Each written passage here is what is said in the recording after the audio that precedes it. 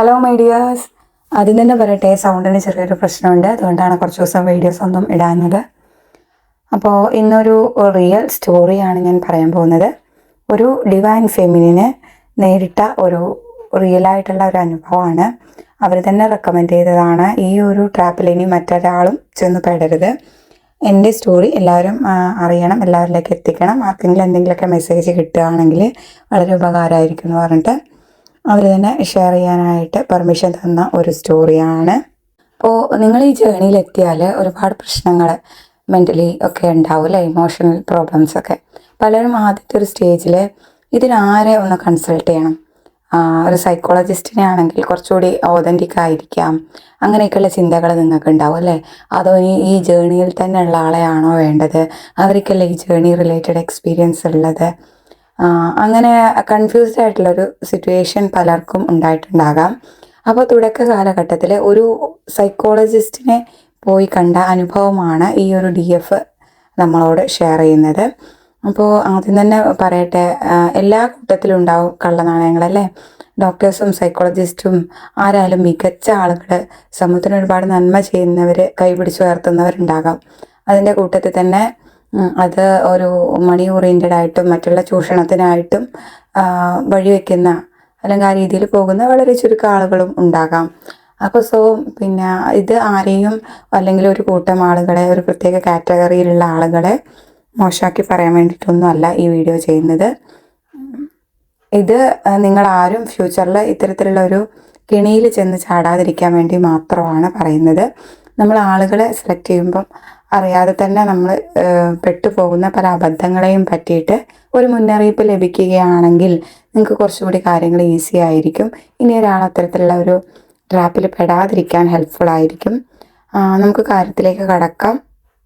ഈ ഒരു DF ആദ്യമായിട്ട് ഒരു കൗൺസിലിങ്ങിന് വേണ്ടിയിട്ട് അല്ലെങ്കിൽ എന്ത് ചെയ്യും, തൻ്റെ ഇമോഷണൽ വെൽബീയിങ് വീണ്ടെടുക്കാനായിട്ട് എന്ത് ചെയ്യുമെന്ന് ആലോചിച്ചുകൊണ്ട് ആദ്യമായിട്ട് ചെന്ന് അപ്രോച്ച് ചെയ്തത് ഒരു പ്രശസ്തനായിട്ടുള്ള ഒരു സൈക്കോളജിസ്റ്റിനെയാണ്. അദ്ദേഹത്തിനോട് കാര്യങ്ങൾ പറഞ്ഞു. ഇങ്ങനെ ഒരു സ്പിരിച്വൽ പാത്തിലാണ്, ട്വിൻ ഫ്ലെയിം ജേണിയിലാണ്. ഒരു പിന്നെ ഹസ്ബൻഡ് വളരെയധികം കാർമിക്കാണ്, നാർസിസ്റ്റ് ആയിരുന്നു, അതിൻ്റെതായ ബുദ്ധിമുട്ടുകൾ അനുഭവിക്കുന്നുണ്ട്. പിന്നെ അല്പം യോഗ പ്രാക്ടീസുകളൊക്കെ ചെയ്യുന്നുണ്ട്. ഇത്തരത്തിൽ ഈ ഒരു വ്യക്തിയുടെ എല്ലാ കാര്യങ്ങളും തുറന്നു പറയുകയാണ് ഉണ്ടായത്. അപ്പം DF പ്രധാനമായിട്ടും അപ്രോച്ച് ചെയ്തത് ഹസ്ബൻഡിൻ്റെ ഭാഗത്തു നിന്നുള്ള നാർസിസ്റ്റിക് ബിഹേവിയറുകൾ എങ്ങനെ മാറ്റാം, അതിൽ നിന്നും എങ്ങനെയാണ് ഒന്ന് ഓവർകം ചെയ്ത് വരിക എന്നുള്ള ഒരു കാര്യത്തിന് വേണ്ടിയിട്ടായിരുന്നു സൈക്കോളജിസ്റ്റിനെ പ്രധാനമായിട്ടും അപ്രോച്ച് ചെയ്തത് എന്നുള്ളതാണ്. ഈ സൈക്കോളജിസ്റ്റ് ആദ്യമൊക്കെ വളരെയധികം മാന്യനായിരുന്നു. നല്ല രീതിയിൽ ട്രീറ്റ്മെൻറ്റും കാര്യങ്ങളൊക്കെ ആയിട്ട് മുന്നോട്ട് പോയി. പിന്നെ ഈ ഒരു ഫീൽഡിൽ സ്വാഭാവികമായിട്ടും വന്ന് ചേരുന്നതാണ്. കുറച്ച് കഴിയുമ്പോൾ ക്ലയൻസുമായിട്ട് ഒരു ആത്മബന്ധം ഉണ്ടാവുകയും അത് പിന്നീട് മറ്റേതെങ്കിലും തരത്തിലുള്ള ബന്ധങ്ങളിലേക്ക് വഴിതെളിയിക്കുകയും ചെയ്യുന്ന ഒന്ന്. അപ്പോൾ ഈ ഒരു ഫീൽഡിലേക്ക് എത്തുമ്പോൾ തന്നെ ഒരു വാണിംഗ് ആയിട്ട് തരുന്ന ഒരു കാര്യമാണ് ക്ലയൻസുമായിട്ട് അമിതമായിട്ടുള്ള ആത്മബന്ധം കീപ്പ് ചെയ്യരുത്, അല്ലെങ്കിൽ അവരുമായിട്ടൊരു റൊമാൻറ്റിക് റിലേഷൻഷിപ്പിൽ ഏർപ്പെടരുത് എന്നുള്ളതൊക്കെ. എന്നാൽ ഈ സൈക്കോളജിസ്റ്റും നമ്മുടെ DFും തമ്മിൽ ചെറിയ രീതിയിൽ ചാറ്റിങ് തുടങ്ങുകയും പിന്നീട് DFനെ അത്യാവശ്യം കൺട്രോൾ ചെയ്യുന്ന രീതിയിൽ എല്ലാ കാര്യങ്ങളും തീരുമാനിക്കുന്ന രീതിയിലേക്ക് വരെ എത്തുകയും ചെയ്തു എന്നുള്ളതാണ്. അവിടെ ഒരു റൊമാൻറ്റിക് റിലേഷൻഷിപ്പ് എന്നുള്ള രീതിയിലല്ല അത് മുന്നോട്ട് പോയത്, ഒരു ഗുരു ശിഷ്യ ബന്ധം എന്നൊക്കെ പറയാം. പുറമെ കാണുന്നവർക്ക് ഒരുപാട് ചാറ്റ് ചെയ്യുകയും കാര്യങ്ങൾ സംസാരിക്കുകയും പേഴ്സണലായിട്ട് പറയുകയൊക്കെ ചെയ്യുമ്പം മേ ബി വേണമെങ്കിൽ അത് റൊമാൻറ്റിക് റിലേഷൻഷിപ്പ് ആയിട്ടൊക്കെ നമുക്കത് കാണാവുന്നതാണ്. പക്ഷേ വളരെയധികം ഒരു നല്ല ക്ലോസ് ആയിട്ടുള്ളൊരു റിലേഷൻഷിപ്പ് മാത്രമായിരുന്നു അവിടെ ഉണ്ടായിരുന്നത്. അപ്പോൾ പിന്നീട് എന്ത് ചെയ്യാണ്, ഈ വ്യക്തി ട്വിൻ ഫ്ലെയിം ജേണിയെ പറ്റി, സൈക്കോളജിസ്റ്റ് ട്വിൻ ഫ്ലെയിം ജേണിയെ പറ്റി വളരെയധികം റിസർച്ച് ചെയ്യുകയും ഈ സൈക്കോളജിസ്റ്റാണ് DFൻ്റെ യഥാർത്ഥത്തിലുള്ള DM എന്ന രീതിയിൽ പ്രറ്റൻഡ് ചെയ്യുകയും ചെയ്തു. ഒരു DM കാണിക്കുന്ന എല്ലാ ട്രേറ്റുകളും ഇയാളെ ഫേക്കായിട്ട് കാണിക്കുകയാണ് ചെയ്തത്. കാരണം ഇദ്ദേഹത്തിന് ട്വിൻ ഫ്ലെയിം ജേണിയെ പറ്റി അറിയാം, പഠിച്ചിട്ടുണ്ട്. പല പല വീഡിയോസിൽ നിന്നും ഒരു DM എങ്ങനെയായിരിക്കും എന്നുള്ളതൊക്കെ അദ്ദേഹം മനസ്സിലാക്കുകയാണ്. ആ രീതിയിൽ DFുമായിട്ട് മുന്നോട്ട് പോവുകയാണ്. അപ്പോൾ DF കരുതി ഇനി ആകെ കൺഫ്യൂസ്ഡ് സ്റ്റേറ്റിലായി. ഇതാണോ എൻ്റെ റിയലായിട്ടുള്ള DM, ഇദ്ദേഹം പറയുന്നത് ഞാൻ അനുസരിക്കണോ എന്നൊക്കെയുള്ള ഒരു കൺഫ്യൂഷൻ സ്റ്റേറ്റിലായിരുന്നു. DFൻ്റെ തുടക്ക കാലഘട്ടമാണ്, പ്രോപ്പറായിട്ട് ഹീൽഡ് ആയിട്ടില്ല. ബൗണ്ടറി സെറ്റ് ചെയ്യാനോ അതല്ലെങ്കിൽ ജെന്യൂൻ ആയിട്ടുള്ള ഒരു കാര്യങ്ങളോ ഒന്നും തിരിച്ചറിയാനുള്ള, യഥാർത്ഥത്തിലുള്ള റിലേഷൻഷിപ്പ് എന്താണെന്ന് തിരിച്ചറിയാനുള്ള ഒരു ടൈം ആയിട്ടില്ല എന്നതാണ്.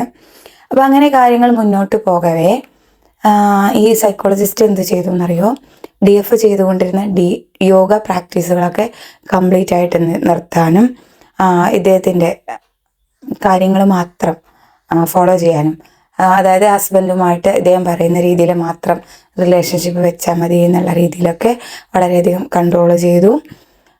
പിന്നെ ഇദ്ദേഹം പോകെ എന്ത് ചെയ്യുകയാണ്, DFന് ഒരു ദിവസം തൃശ്ശൂരിൽ പോകാനുണ്ടായിരുന്നു. അവിടെ പോയിട്ട് ഫ്രണ്ട്സുമായിട്ടൊക്കെ ഒരു മീറ്റപ്പ്, അമ്പലത്തിൽ പ്രാർത്ഥിക്കാനും ആ രീതിയിൽ ആത്മീയമായിട്ടുള്ള ചെറിയൊരു കൂടിക്കാഴ്ച നടത്താനും ഒക്കെ ഉണ്ടായിരുന്നു. അപ്പം അങ്ങനെ ഒരു ഇവർ ഫ്രണ്ട്സിൻ്റെ വീട്ടിൽ പോകാമെന്നൊക്കെ കരുതി ആ പ്ലാന് ഇട്ടുകൊണ്ടിരിക്കുകയാണ്.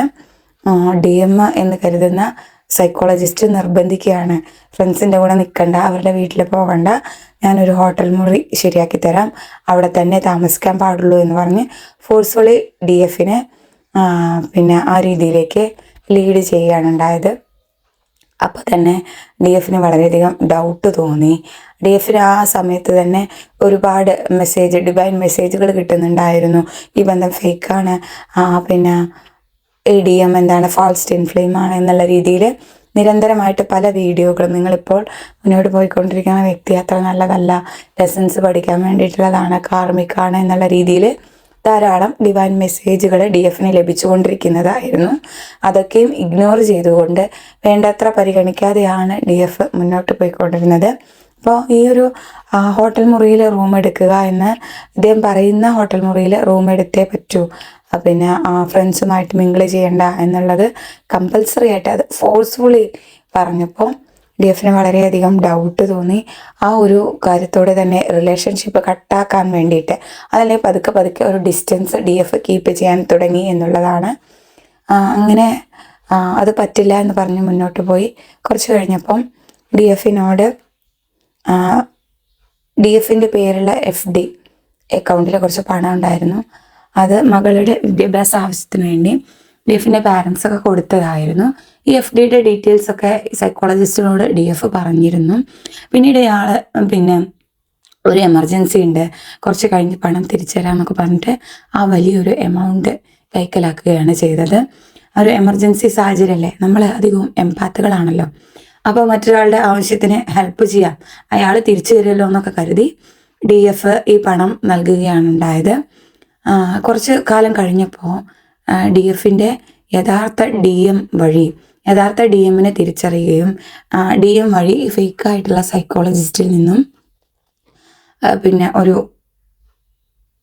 ഉണ്ടാക്കി വെച്ച ഇഷ്യൂസൊക്കെ ക്ലിയർ ആക്കാൻ വേണ്ടിയിട്ട് യഥാർത്ഥ DM തന്നെ ഹെൽപ്പ് ചെയ്യുകയും ചെയ്തു എന്നുള്ളതാണ്. യഥാർത്ഥ DMനെ പിന്നെ ഇവർ ഇഗ്നോർ ചെയ്തിരുന്നു. ആ ഒരു കാലഘട്ടത്തിലായിരുന്നു, അവഗണിച്ച ഒരു കാലഘട്ടത്തിലായിരുന്നു ഈ ഫേക്ക് ആയിട്ടുള്ള സൈക്കോളജിസ്റ്റ് കടന്നു വന്നത്. ഫേക്ക് സൈക്കോളജിസ്റ്റാണ് റിയൽ എന്നൊക്കെ കരുതി. കാരണം ആ സൈക്കോളജിസ്റ്റ് ഇവരധികം വേദനിപ്പിക്കുന്നില്ല, ഇമോഷണൽ കണക്ഷൻ കിട്ടുന്നുണ്ട്, മുണ്ടുകളെ ട്രിഗർ ചെയ്യുന്നില്ല.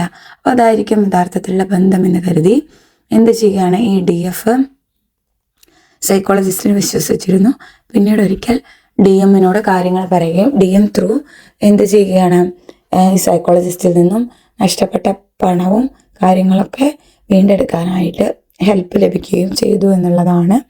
അപ്പോൾ ഇത്തരത്തിൽ നമ്മൾ ട്വിൻ ഫ്ലെയിം ജേണിയുടെ കൺസൾട്ടേഷന് വേണ്ടി പോകുമ്പോൾ നിങ്ങൾ പെട്ടെന്ന് തന്നെ ഒരു പിന്നെ ഈ ജേണി റിലേറ്റഡ് കാര്യങ്ങളൊക്കെ മറ്റുള്ള വ്യക്തികളോട് തുറന്ന് പറയുമ്പം മാനിപ്പുലേഷന് സാധ്യതയുണ്ട് എന്നുള്ളത് വളരെയധികം മനസ്സിലാക്കി മുന്നോട്ട് പോകണം. നിങ്ങൾക്ക് ഇത്തരത്തിലുള്ള പല അബദ്ധങ്ങളും സംഭവിക്കാം എന്നുള്ളതാണ് ഈ DFൻ്റെ സ്റ്റോറിയിൽ നിന്ന് നമ്മൾ മനസ്സിലാക്കേണ്ടത്.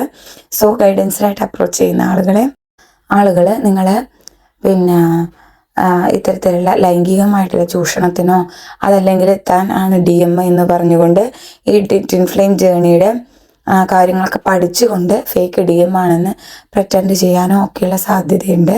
അത് നിങ്ങൾ വളരെയധികം അവെയർ ചെയ്യുക. നിങ്ങളൊരു പക്ഷേ നിങ്ങളുടെ യഥാർത്ഥ DM-നെ തിരിച്ചറിയാൻ പറ്റാത്ത അവസ്ഥയിലൊക്കെ ആദ്യഘട്ടത്തിൽ വരും. പക്ഷെ ഒരിക്കലും നിങ്ങൾ യഥാർത്ഥ DM-നെ ശരിക്കും തിരിച്ചറിയും എന്നുള്ളതാണ്. യൂണിവേഴ്സ് നിങ്ങൾക്ക് അതിനുള്ള പ്രോപ്പർ ഗൈഡൻസ് തീർച്ചയായിട്ടും തന്നിരിക്കും. യൂണിവേഴ്സിൻ്റെ സിഗ്നലുകളെ നിങ്ങൾ മനസ്സിലാക്കുക. നിങ്ങൾ വഴിതെറ്റിപ്പോയ സാഹചര്യത്തിലെല്ലാം തിരിച്ച് കൃത്യമായിട്ടുള്ള ഒരു വഴി കാണിക്കാനായിട്ട് യൂണിവേഴ്സൽ എനർജി നിങ്ങൾ കൂടെ തന്നെ ഹെൽപ്പ് ചെയ്യാനായിട്ടുണ്ടാകും. അത് നിങ്ങൾ തിരിച്ചറിയുക, ആക്സെപ്റ്റ് ചെയ്യുക എന്നുള്ളതാണ്. എവിടെ എന്തൊക്കെയോ മിസ്റ്റേക്കുകൾ നിങ്ങൾക്ക് മുന്നോട്ട് പോകാൻ സാധിക്കാത്ത അവസ്ഥയിൽ സ്റ്റക്കായി നിൽക്കുകയാണ്, നിങ്ങൾക്ക് ഗ്രോത്ത് ഇല്ല, കൂടെ നിങ്ങൾ താഴോട്ടാണ് പോകുന്നതെങ്കിൽ തീർച്ചയായിട്ടും നിങ്ങളെ പാത്ത് ഒന്ന് പുനഃപരിശോധിക്കുക. ഓക്കെ, എല്ലാവരെയും ദൈവം കൃത്യമായിട്ടുള്ള വഴിയിലൂടെ നയിക്കട്ടെ എന്ന് ആശംസിക്കുന്നു. പ്രത്യേകം പറയാനുള്ള ഒരു കാര്യം എന്താ വെച്ചാൽ, ഈ ജേണിയിലുള്ള അല്ലാത്ത ആളുകളോട് അധികമായിട്ട് ഞാനിങ്ങനെ ട്വിൻ ഫ്ലെയിം ജേണിയിലാണ് എന്നുള്ള കാര്യം, DM-ഉമായിട്ടുള്ള ബന്ധത്തെ പറ്റിയോ നിങ്ങളെ മറ്റ് ഡീറ്റെയിൽസ് ഒന്നും ഒരിക്കലും ഈ ജേണിയിലല്ലാത്ത ആളുകളോട് പറയരുത്. ഈ ജേണിയിൽ തന്നെയുള്ള പിന്നെ ലോ വൈബ്രേഷനിലുള്ള പല നിങ്ങളുടെ ഫ്രണ്ട്സ് എന്ന് കരുതുന്ന ചിലപ്പോൾ നിങ്ങൾ മറ്റ് DF-മാരുമായിട്ടൊക്കെ കണക്റ്റഡ് ആയിട്ടുണ്ടാവും, DM-മാരായിട്ടൊക്കെ. അവരോടൊന്നും നിങ്ങളുടെ പേഴ്സണൽ സ്റ്റോറീസോ ഇത്തരത്തിലുള്ള വളരെ ഇൻഡെപ്തിലുള്ള കാര്യങ്ങളോ ഒന്നും പറയാൻ പോകരുത്.